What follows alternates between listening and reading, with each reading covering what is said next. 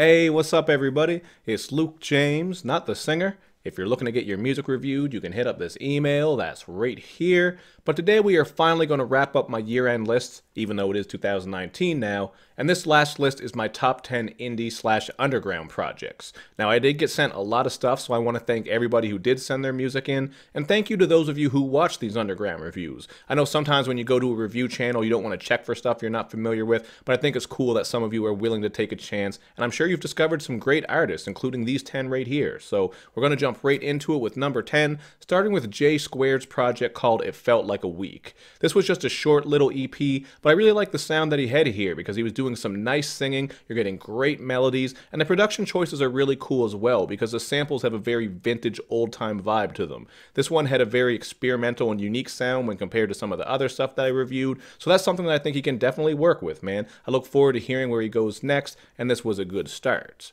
And speaking of experimental, at number 9 we have KPW with Aire's Beautiful Shelves. I have reviewed KPW in the past, and this is actually the first time he's made my list, because what he did here was come through with some better production. I think the overall sound quality, just everything about his music has improved, and I really appreciate that he's taken these steps. What you're in for here is some very experimental production, as I mentioned. The beats can be a little bit abstract and different, and even with the lyrics, you're going to have to really dig deep into what he's saying, because it's not simplified at all. It can be a little bit complex, but if that's the type of music you like, something that's a little bit more challenging, you definitely want to check this project out, and I think you'll enjoy it.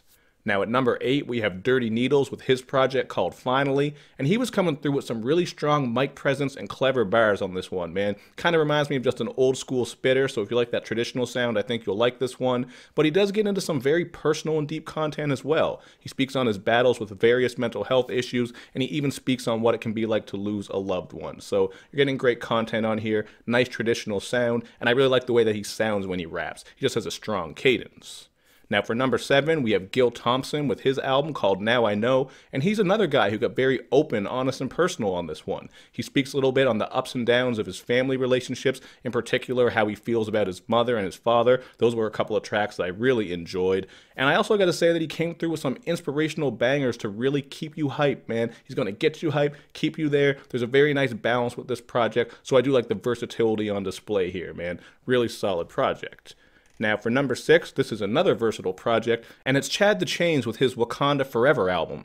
Now I was kind of skeptical going into this one because the Black Panther thing has just been done to death, but I think he did it really good because he did stick to these themes, but he did branch out a little bit, so it doesn't feel like he's forcing anything or anything like that. So you are getting a lot of bangers on here, some introspective content, and of course you are getting that content that ties into Black Panther and the Marvel Universe, so I thought that was very dope how he did that. Don't sleep on this one here.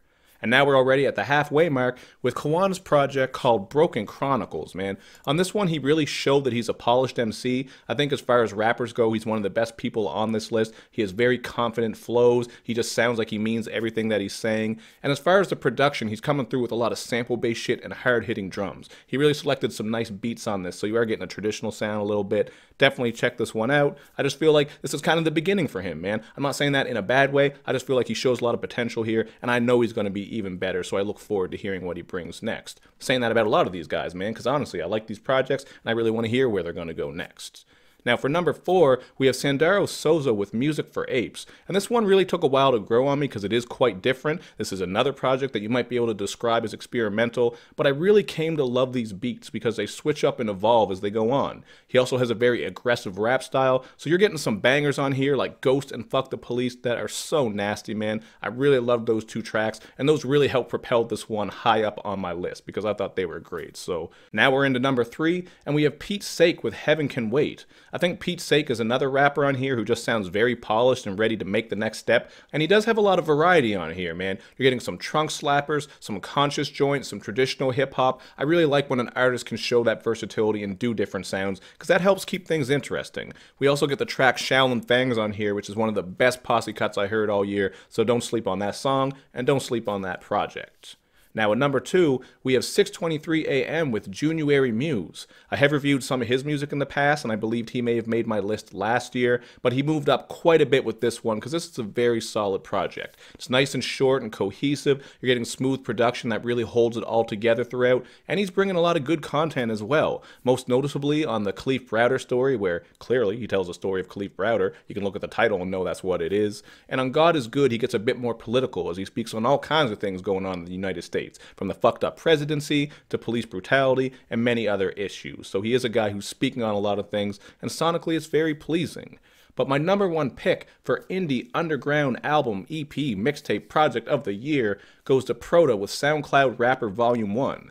Now, you look at the title of this and you think to yourself, man, this sounds like it's going to be some generic shit, SoundCloud rapper, and it's the first volume, but hell no, that is not the case at all, man. Looks can be deceiving, and so can titles. I think the production on here is beautiful. Again, you're getting a wide variety. I'm saying this about a lot of these guys, because that's something that I notice and pick up on, but he has great production on here, some sample-based shit, some bangers, some jazzy elements, and I think what really set him apart from everyone else here is his ability to tell a story. He really goes deep on this one. There are plenty of concepts. The content is very strong, and everything sounds very natural and not forced. You don't listen to these songs and feel like you're being preached to or like he's trying to hammer it into your head. He just does it so effortlessly and organic that it works. So there you have it, man. 10 great indie/underground projects, whatever you want to call them. Hopefully you check them out. If you like them, pass them on, because upcoming rappers always need that help, you know what I mean? It's hard to get out there, especially with so many rappers floating around. But that's what I got to say, man. Check them out. Let me know in the comments section what you guys think. You can check my underground indie playlist as well, where there's all kinds of other projects. I'm guaranteeing you're going to find some other nice stuff in there that you're going to like, including this year. So if you didn't make this list, no disrespect. It is what it is. This is just my opinion and my order. There are some other good projects for people to check out,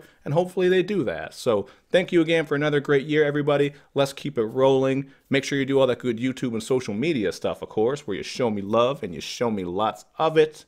Thank you for watching, everybody, and I will see you next time.